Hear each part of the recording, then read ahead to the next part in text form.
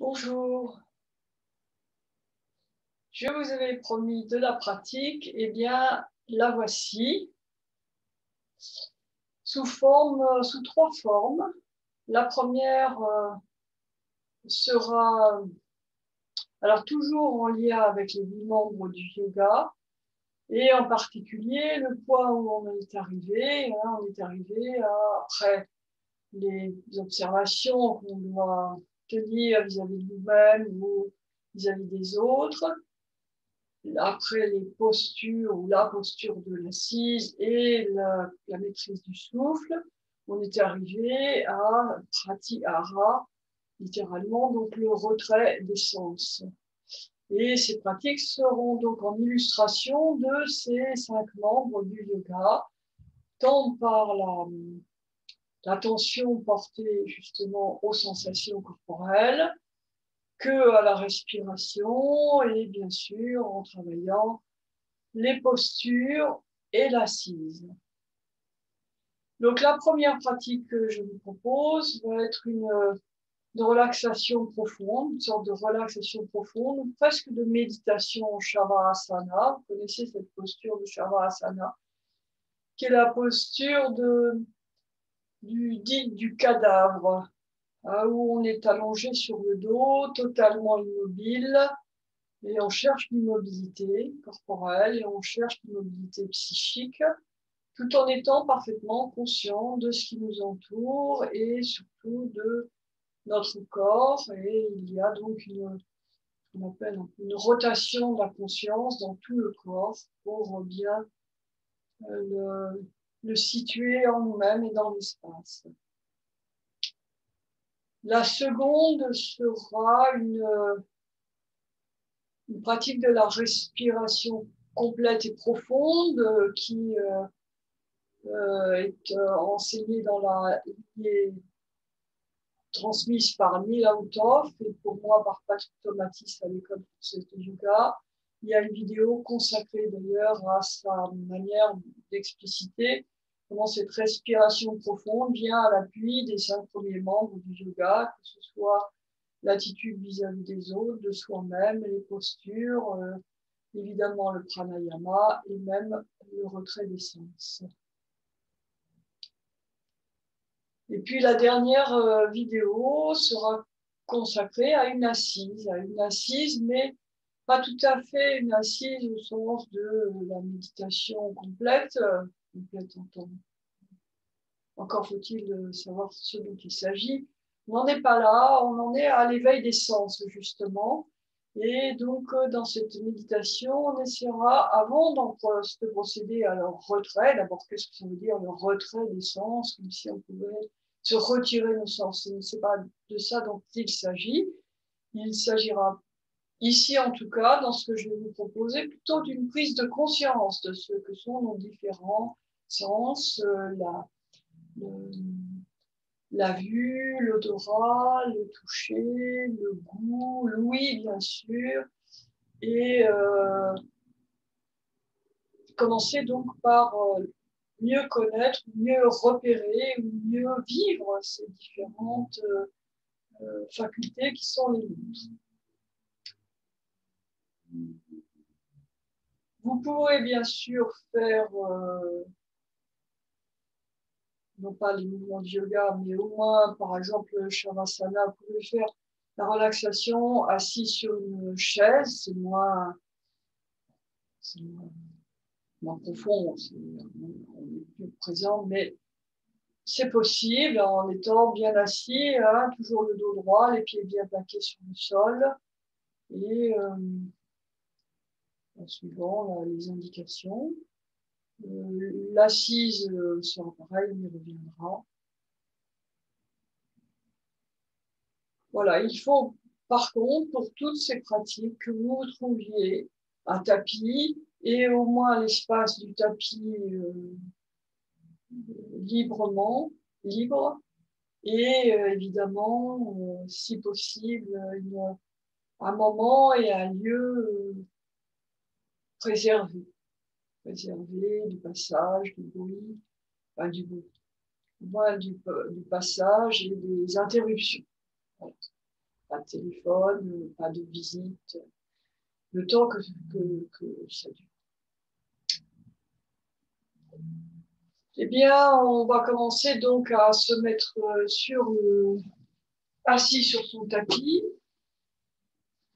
et à s'allonger en Shavasana. Alors, chaque geste dans toutes ces pratiques sera assez lent, de façon à être dans la pleine maîtrise de ce qu'on fait, dans la pleine connaissance de ce qu'on fait, et d'avoir le temps de bien les intégrer, les vivre sans précipitation. Donc d'abord, vous vous asseyez, vous repliez vos deux jambes, les pieds au sol devant vous, un peu éloignés du bassin, les mains de chaque côté des hanches, et puis tranquillement, on va commencer à descendre vers l'arrière, posez vos coudes, enroulez le bas du dos, puis le milieu du dos, et quand les omoplates sont posées, eh bien, prenez avec vos deux bras les coudes serrés, les mains jointes, l'arrière de la tête en sa partie bombée. Laissez bien le poids de la tête tomber dans vos mains. Et puis doucement, étirez la nuque et déposez-la au sol. Il faut que les coudes soient vraiment serrés devant le visage et que vous ayez l'impression vraiment que votre tête, l'arrondi de votre crâne, repose dans vos paumes de main. Vous déroulez, vous posez tranquillement la tête au sol, vous ramenez les bras de chaque côté du corps, plaquez bien le dos au sol, essayez de descendre vos épaules vers les hanches, les paumes de main sont vers le ciel et les coudes relâchés, peut-être un tout petit peu fléchis, et les bras légèrement écartés du buste. Et puis vous écartez le genou droit vers la droite et vous trouvez le pied sur son bord externe et vous vous glissez ainsi la jambe pour l'allonger. Et même chose à gauche. Vous voyez le genou gauche, glissez le pied gauche, allongez la jambe gauche. Et là, les jambes sont légèrement écartées, juste ce qu'il faut pour que le bassin se relâche. Les pointes de pied vers l'extérieur. La nuque est bien longue, alors vous pouvez la soulever, la reposer. Si jamais la tête est renversée en arrière, n'hésitez pas à prendre un petit coussin assez ferme ou une serviette pliée en quatre pour que le menton soit quand même un petit peu rabaissé vers la gorge, vers le sternum.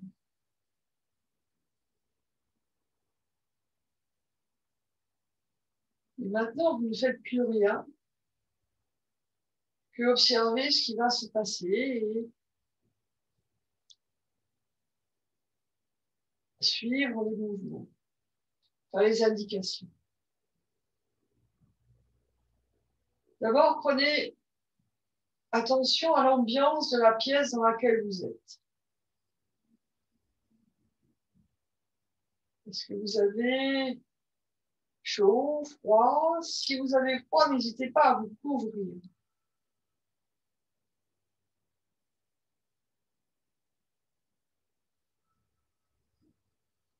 Est-ce qu'il y a de la lumière? Est-ce qu'il fait sombre?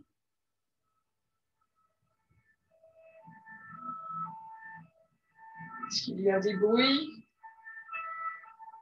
Tout ça, vous l'entrez dans votre champ de conscience et puis vous les laissez là. Vous ne faites rien, mais vous l'avez, c'est là. Si les bruits sont réguliers, eh bien, ils restent réguliers. S'ils sont exceptionnels, comme une sirène d'une ambulance, eh bien, vous la laissez passer. Sentez bien l'air qui vous entoure également.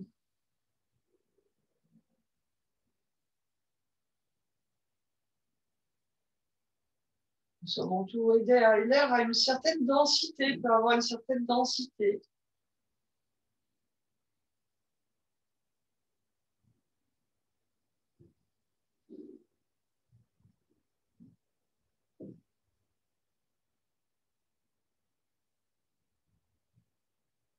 Et puis maintenant, vous prenez conscience de l'air qui rentre dans votre corps par les narines,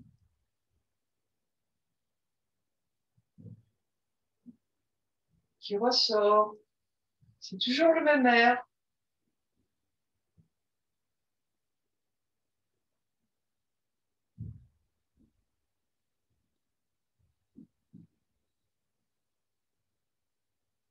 Et de là, vous venez à regarder votre respiration. Qu'est-ce qui se passe quand vous inspirez? Qu'est-ce qui se passe quand vous expirez?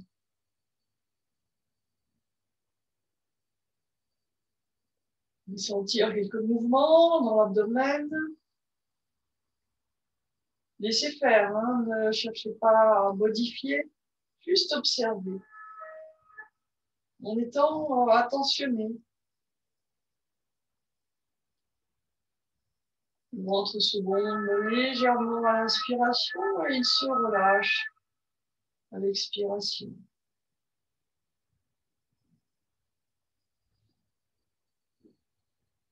Ça, c'est la respiration, disons, la plus originelle. Elle est totalement involontaire, il n'y a absolument rien à faire. Ça se fait, et heureusement, tout seul depuis notre naissance. Alors, observez également à quel endroit ça, vous sentez que ça respire. Est-ce que c'est le bas-ventre? Est-ce que c'est plutôt la cage thoracique? Plutôt dans la gorge? C'est la sensation que vous avez. Ça n'a rien de physiologique. Hein. Est-ce que ce sont les narines qui vous retiennent votre attention?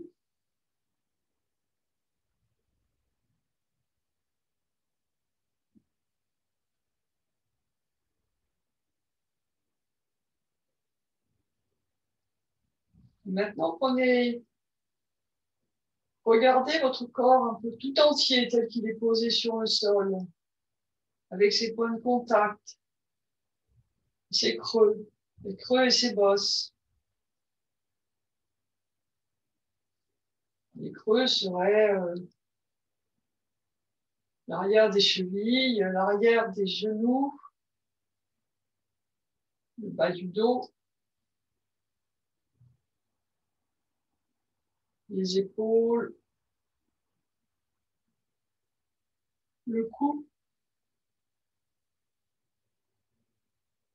Par exemple, si le bas du dos est trop cambré et que c'est désagréable pour vous, vous pouvez éventuellement replier vos deux jambes et poser les pieds près du bassin. Et si vous pouvez rester immobile dans Shavasana tel qu'on l'a pris, c'est mieux.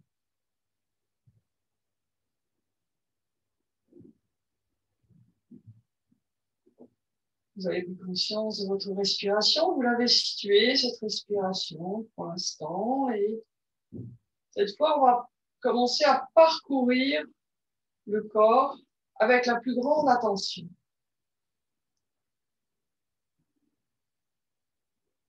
En commençant par les parties les plus éloignées, les plantes de pied, les orteils, le gros orteil, deuxième, troisième, quatrième et le petit orteil.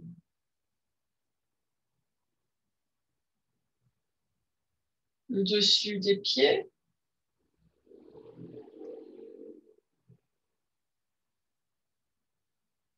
les chevilles, avec leur creux à l'arrière.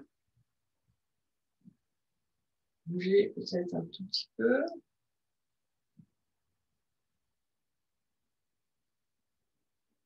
Le bas de la jambe, les mollets.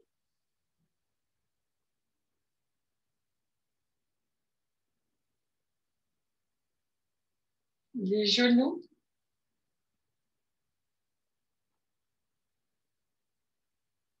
Toujours à droite, à gauche. Genou droit, genou gauche, genou droite, genou gauche, mollet gauche, mollet droit. les genoux, l'arrière des genoux, le profiter des genoux et la manière dont ils peuvent se relâcher un peu plus sur le sol. S'ouvrir.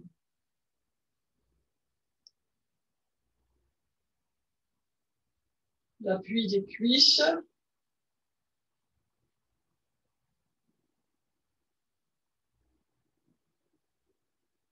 Et le bassin. La hanche droite, la hanche gauche, les fessiers, jusqu'au sacrum.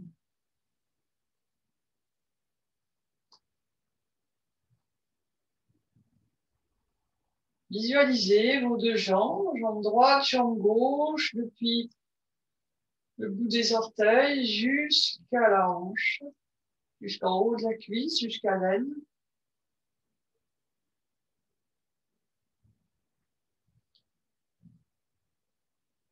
Le pubis et l'abdomen.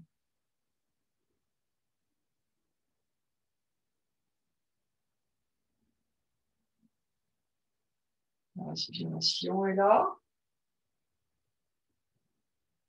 Et puis sous l'abdomen, vos organes internes, alors difficile à visualiser bien sûr, mais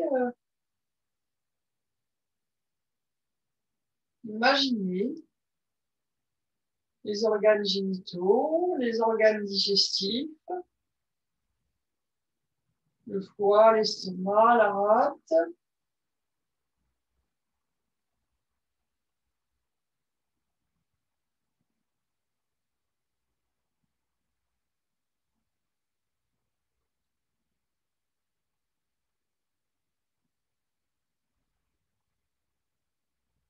Et venez dans les mains.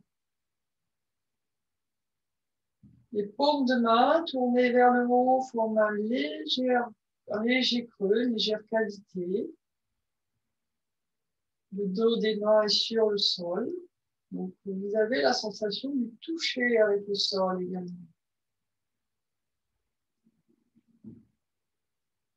Les doigts, les pouces, index, majeur, indulaire, auriculaire.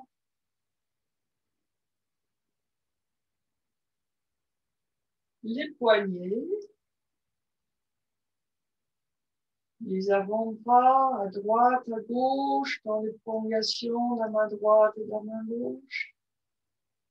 Les coudes, le haut des bras. Les épaules, si elles ne sont pas au sol, descendez-les vers vos hanches et relâchez le haut du dos. Plaquez bien vos omoplates et observez le dos à droite et à gauche de la colonne vertébrale jusqu'au bas du dos, la région lombaire, avec son creux lombaire accentué ou non. Les femmes ont évidemment une plus grande cambrure.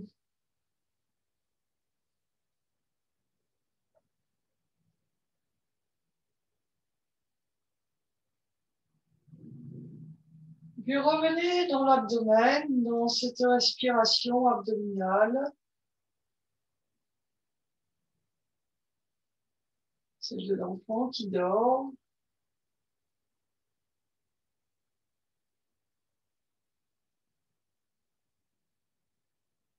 Le ventre bouge. Pendant que le ventre bouge, c'est bien sûr la cage thoracique qui s'ouvre et se referme et le diaphragme qui monte et qui descend. Le diaphragme descend pour permettre à l'air de s'installer dans les poumons et remonte pour chasser l'air des poumons. Avec un petit temps d'arrêt à la fin de l'inspiration et de l'expiration. Observez.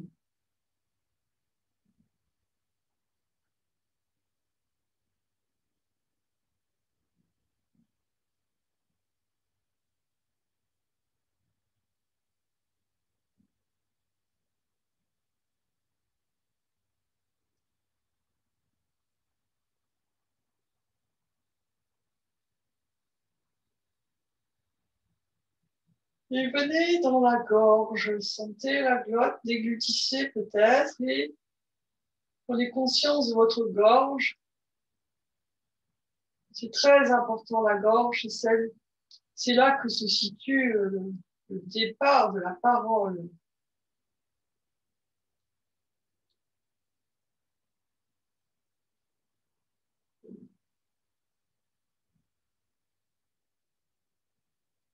L'origine des sons, et puis avec la bouche, la capacité à former des syllabes, des mots, des phrases.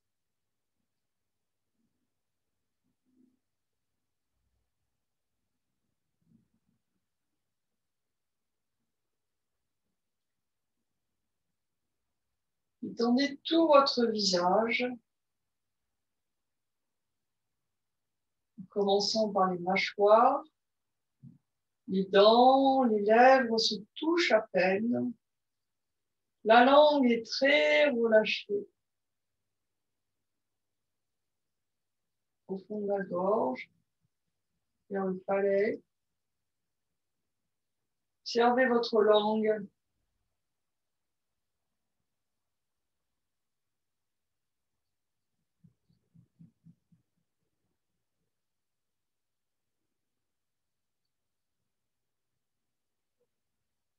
Les joues jusqu'aux oreilles. Le front. Les tempes.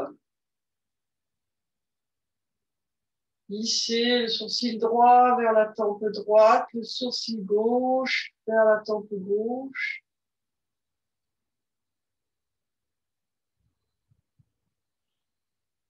Votre attention est sur un point, là, au milieu du front, entre les deux sourcils. Un point intérieur.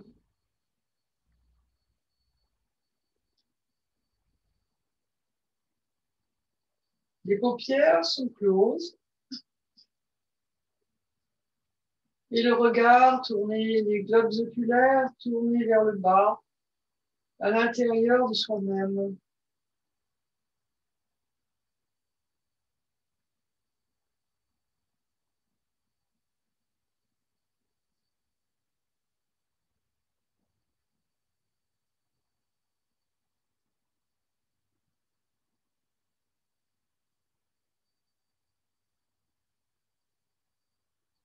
Sentez les narines, l'air qui rentre par les narines, qui sort par les deux narines, droite, gauche, très important. La latéralité, très important d'utiliser ses narines pour respirer. Elles sont faites pour cela. Elles filtrent l'air, elles le rendent long, subtil, elles protègent notre organisme des choses qui rentrent.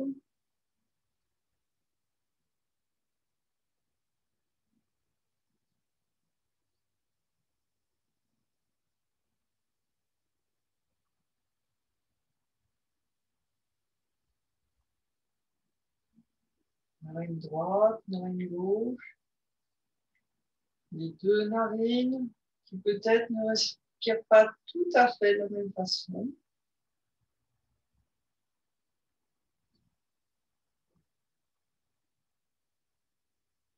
Et puis prenez conscience de votre boîte crânienne, l'appui du crâne dans le sol, la fermeté de cette enveloppe. Et essayez d'imaginer votre cerveau qui bat comme un cœur, mais pas tout à fait comme votre cœur, plutôt comme une grosse éponge que vous pouvez presser, puis relâcher.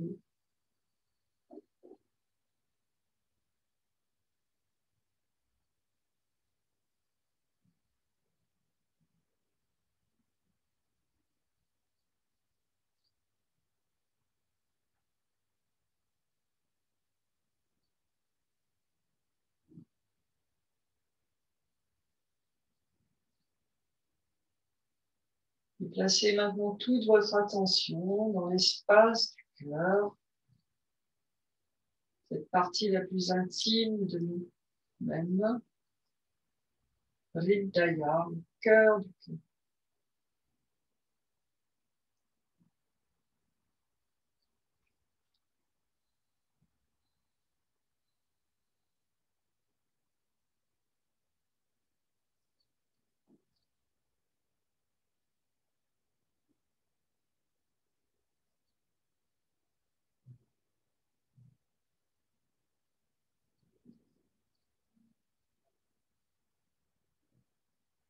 Et doucement, reprenez conscience du corps tout entier, de la pièce, des bruits, des odeurs. Tournez un peu vos chevilles, vos poignets, la tête d'un côté et de l'autre. Laissez se faire un soupir, un bâillement.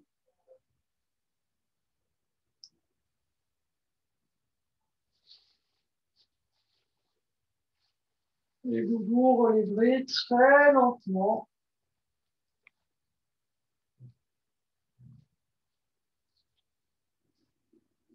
Et nous nous retrouvons tout de suite pour la prochaine pratique.